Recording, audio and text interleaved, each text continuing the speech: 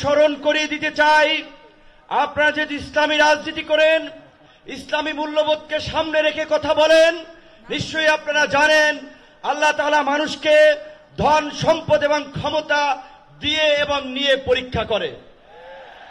গত 16 বছরে আমাদের কাছ থেকে আল্লাহ তাআলা নিয়েছেন, আমাদের ধৈর্যের পরীক্ষা নিয়েছেন।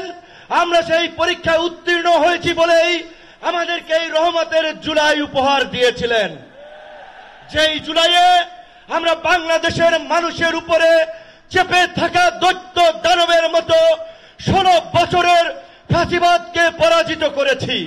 কিন্তু আমরা ওই যে আপনার হাদিসে আছে, বিপদ কেটে গেলে মানুষ উৎফুল্ল হয়, অহংকারী হয়। তাই আমরা দেখতে পাচ্ছি এই গণ অভ্যুত্থানে আমাদের অংশীজনেরা, মজলুমরা আজকে উৎফুল্ল অহংকারী হয়ে জালিম হয়ে উঠছে।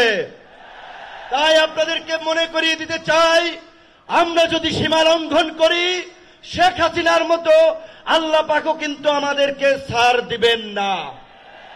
আজকে যেই ছাত্র জনতার সংগ্রামের মধ্য দিয়ে, যেই রক্ত এবং প্রাণের বিনিময়ে আমরা এই ঐতিহাসিক পরিবর্তন পেয়েছি, এই পরিবর্তনকে টেকসই করার জন্য আজকে বাংলাদেশের মানুষ যে শাসনতান্ত্রিক এবং সরকার ব্যবস্থার পরিবর্তনের আওয়াজ উঠিয়েছে, সরকারকে বলতে চাই, সেই শাসনতান্ত্রিক ব্যবস্থার মৌলিক পরিবর্তন না করে আপনারা নির্বাচনের দিকে হাঁটবেন না।